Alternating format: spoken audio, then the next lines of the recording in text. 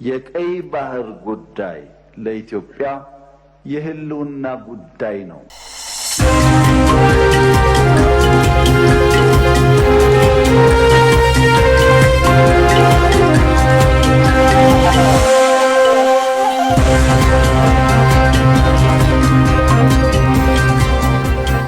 መገናኛ ብዙሃን የውጭ መገናኛ ብዙሃን ምን እያሉ ነው የሚለውን ነገር ነው አሁን አንድ ሁለት ጉዳዮችን አንስቼ የምነግራችሁ።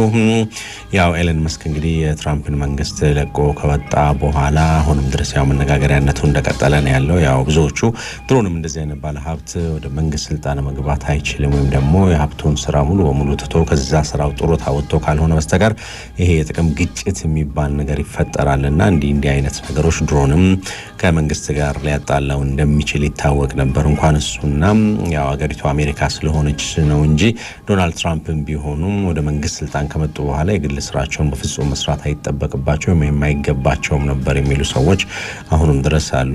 ዞሮ ግን ያው ለቆ መውጣቱን በተመለከተ ብዙዎች እየተነጋገሩበት ይገኛሉና ምናልባት እንደዚህ አይነት ባለሀብት ሰዎች ወደ መንግስት ስልጣን መግባት ይችላሉ አይችሉም የሚለውን አይነት ነገር ወይም ደግሞ ከገቡ በምን አይነት መንገድ ይሄዳሉ የሚለውን ነገር እሱን እንግዲህ እንደ መነሻ በማድረግ ብዙዎቹ ትንታኔ እየሰጡበት ይገኛሉ።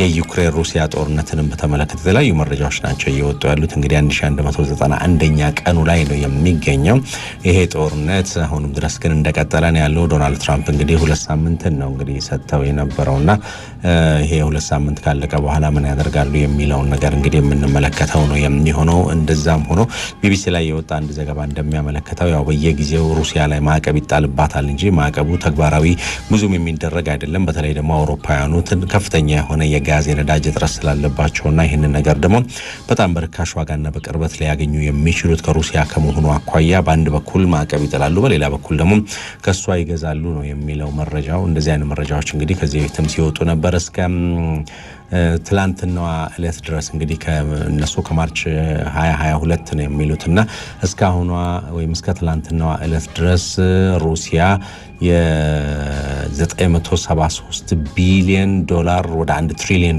እንግዲህ የሚጠጋ ነው የ$1 ትሪሊዮን የነዳጅ ግብይት ከሀገራት ጋር አድርጋለች ነው የሚለው። ከነዚህ ሀገራት መካከል ደግሞ ከ$228 ቢሊዮን በላይ የሚሆነው ማዕቀብ ከጣሉ ሀገራት ጋር የተደረገ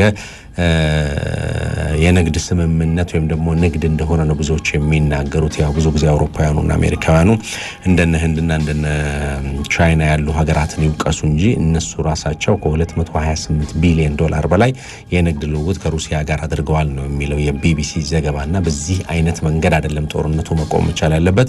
አውሮፓውያኑም ሩሲያም ሌሎቹም እንዳይጎዱም ጦርነቱ በሰላማዊ መንገድ ማለቅ መቻል አለበት የሚለው ነገር አሁንም ድረስ እንግዲህ ዋናውን ቦታ የያዘ ነው።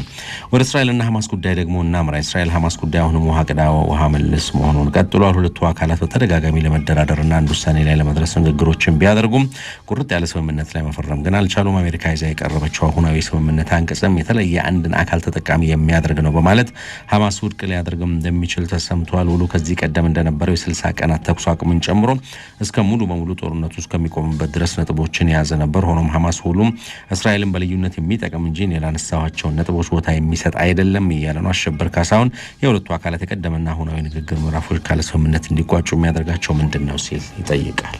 የዓለም ምግብ ፕሮግራም ምልክት የተለጠፈባቸው ማዳበሪያዎችን መመልከት በዚህ አዲስ ነገር ላይሆን ይችላል። ምክንያቱም በጋዛ ህይወት ማቆያ ምግብ ያለው በዚህ ማዳበሪያ የሚመጣው ብቻ ነው። በድሮ ሂሳብ ቢሆን የጋዛ ሰዎች የዚህ ማዳበሪያ ውስጥ አያቅም ባልፈለጉት ነበር። የነገሮች ተገላቢጦሽና አስቸጋሪነት ግን በሳምንት አንድ ቀን የሚሰጣቸውን የጣሳ ክፍልፋይ እርዳታ እንዲናፍቁ ሆነዋል። ለዛ ነው ዛሬ ላይ በርካታ ጋዛውያን በህይወት ያሉት ማለት ነው ጦርነት ለምን የሚለውን መፈክር በማዜም ስቃይ እንዲቆምላቸው የሚማጸኑት። ሆኖም በበርካታ ባል ላይ የተወጠረው የጋዛ ፖለቲካ እንዲህ በቀላሉ ማብቂያ ይኖረዋል ማለት ዘበት ነው። ዛሬም ሰው ይሞታል፣ ፖለቲካው ግን ይቀጥላል። ሐማስ ካልጠፋ በዚህኛው ጎራ የእስራኤል የተኩስ አቁም ስምምነቱ ላለመተግበሩ ምክንያት ስታደርግ የሙሉ ጦር ይውጣ ጥያቄ ደግሞ የቡድኑ ምላሽ ፈላጊ ሀሳብ ሆኖ አመታትን አስቆጥረዋል። የመሃል ፖለቲካው ገፈት ቀማሽ ግን የጋዛ ንጹሃን ናቸው። መረጃዎች እንደሚጠቁሙት በጋዛ ከ2.5 ሚሊዮን በላይ ሰዎች የዕለት ደራሽ ምግብ የጫኑ መኪኖችን ወደዚያ መምጣት በተስፋ ነው የሚጠባበቁት። ይህ ከምንም በላይ የነገሮችን አስከፊነት ሊነግረን የሚችል አንድምታ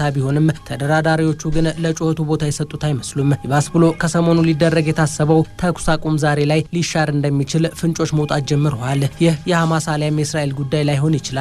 የጥይት ጩኸት የማይሰማባት አንድ ሌሊትን ለሚናፍቀው የጋዛ ነዋሪ ግን በእንቅርት ላይ እንደሚሆንበት የአደባባይ ሚስጥር ነው። ቢቢሲ በፊት ለፊት ገጹ እያስነበበ እንደሚገኘው በአሜሪካ አሸማጋይነት የቀረበውን የተኩስ አቁም ስምምነት ሐማስ ለመሻር ከጫፍ ደርሷል።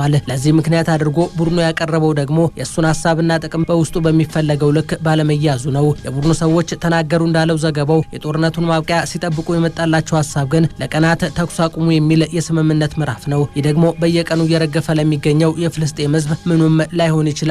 የቡድኑ ሰዎች ይቀጥላሉ። በአንጻሩ እስራኤል የቀረበላትን የሰላም ውል ፈርማለች የሚለው የአሜሪካ መግለጫ በአብዛኛው የውሉ አንቀጽ በሁለቱ አካላት ተፈርሞ መውጣት ነበረበት ብሏል። ይህ የሁለቱ አካላት ስምምነት ውጤት ቢሆንም እስራኤል በተለየ የውሉ ተጠቃሚ ብትሆንስ መባሉ የማይቀር ነው። ለዚህ ምላሽ የሰጡት የነጩ ቤት ተወካይ አደራዳሪ ስቲቭ ዊትኮፍ የሁለቱም ተወካዮች ከዚህ ቀደም በኳታር ካደረጉት ድርድር ጋር ያሁኑ ተመሳስሎሽ ያለው ነው። 60 ቀናትን ለተኩስ አቁም ያቀረበው የቀን ልዩነት ሲሆን ከዚህ ቀደም የነበረውም እንደዛው ነው። በተጨማሪነት እስራኤልም ሆነች ሐማስ በእጆቻቸው የሚገኙ ታጋቾችን የመቀየር ግዴታ ይኖርባቸዋል። በእስራኤል በኩል 18 በህይወት የሌሉና 10 ደግሞ በህይወት ያሉ ዜጎችን ቡድኑ ሊመልስልኝ ይገባል የሚለው ቀርቧል።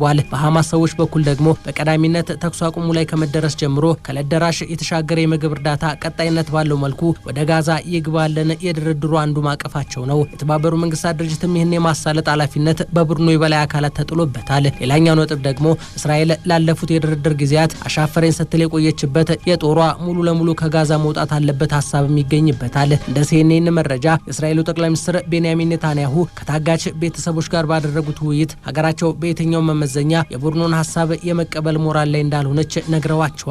ያ ማለት የጋዛ ስምምነት ላይ ለመድረስ የቀረበው ሰነድ ተቀባይነት ላይኖረው ይችላል ማለት ነው። ወዲህ ደግሞ ቡድኑ ያቀረባቸው የመደራደሪያ ነጥቦች ብዙ አቅምን የሚፈታተኑ መሆናቸው አሜሪካ የጀመረችው የተኩስ አቁም ስምምነት ቀድሞ በውሃ የተወሰደ እንደሆነ መረዳት ይቻላል። የነጩ ቤት ፕሬስ ሴክሬታሪያት ካሮሊን ሌቪት ፕሬዝዳንት ዶናልድ ትራምፕና አደራዳሪው ዊትኮፍ የተኩስ አቁም ስምምነቱ ተግባራዊነትን የተመለከተውን ውል ለተደራዳሪ አካላቱ እንዲደርሳቸው አድርገዋል ብለዋል። ብዙዎች ግን ያ ከሆነ ታዲያ ቀጣይ የቤት ስራ ምን ሊሆን ይችላል የሚለውን ይጠይቃሉ። ሲኤንኤን እዚህ ጋርም ከከፍተኛ የሐማስ ባለስልጣናት ጋር አደረጉት ባለው ንግግር የውሉ ነጥቦች ከዶሃው ንግግር በኋላ ዊትኮፍ እስራኤል ደርሰው ከተመለሱ ማግስት ነጥቦቹ ተለውጠዋል ይላል። ከአንዴም 2-3 ጊዜ ለመነጋገር በነበሩ ግንኙነቶች የጦርነቱ ማብቂያ ላይ ስምምነት እንደሚኖር ተነግሮን በእኛ በኩል ያሉ ታጋቾችንም ለመልቀቅ ተስማምተን ብንለያይም በቀጣዩ ቀን የሆነው ግን ለየቅል ነው ሲል ሐማስ ተናግሯል። አሁንም ቢሆን ውሎች የሚከበሩ ከሆነና ለጦርነቱ ዳግም አለመጀመር መተማመኛ የሚያገኝ ከሆነ ሐማስ ታጋቾችን ለመልቀቅ ዝግጁ ነኝ ብሏል። ትናንት ደግሞ የእስራኤል ገንዘብ ሚኒስትርና የግራ ዘመን ፖለቲካ አቀንቃኙ ቤዛላል ስሞትሪች በማህበራዊ ሚዲያ ገጻቸው ይህን አሰፈሩ። እስራኤልና ሐማስ ቀድሞም ቢሆን ለድርድር በአንድ ጠረጴዛ የመቀመጡ ሞራል የላቸውም። የቀረበውንም የስምምነት አንቀጽ መቀበል ማለት ለኛ ሞት ነው። ይህ እንዲሆንም አልፈቅድም አሉ። እናም ይህን ተከትሎ ከእስራኤል ሐማስ ውል ጋር በተገናኘ ሁለት ጎራ ያውም ጽንፍ ለጽንፍ የቆሙ አካላት እንዳሉ መገመት ቀላል ነው። የተቃዋሚ ፓርቲ መሪው ያር ላፒድ የቤንያሚን ኔታንያሁ የሰላም ሀሳብ የተቀበሉ የመጀመሪያው ተቃዋሚ ሲሆኑ እሳቸው ከምንም በላይ ሰላምን ማስቀደማቸው ኔታንያሁ ሊወደሱ ይገባቸዋል፣ ማንም ቢቃወማቸው እኔ ከጎናቸው ነኝ በማለት ምስክርነታቸውን ሰጥተዋቸዋል።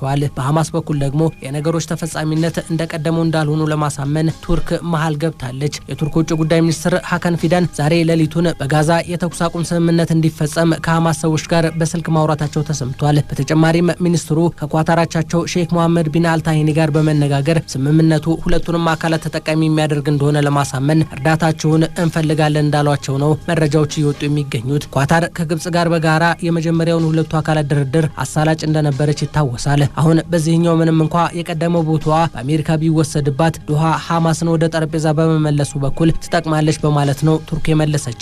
ሆኖም በቀጣይነትስ የሚለው ሲጠበቅ ሐማስ ያስቀመጣቸው ቅድመ ሁኔታዎች መልሰው ወደ ስምምነቱ አንቀጽ ይካተታሉ ወይስ ደግሞ አሜሪካ ጫናዋን ታበረታበታለች የሚለው የሚጠበቅ ይሆናል። እንደ ጋዛውያን ግን ከሁሉ በላይ ሰብአዊነት ቢታወስና ቢቀርምላቸው ደስታቸው ነበር።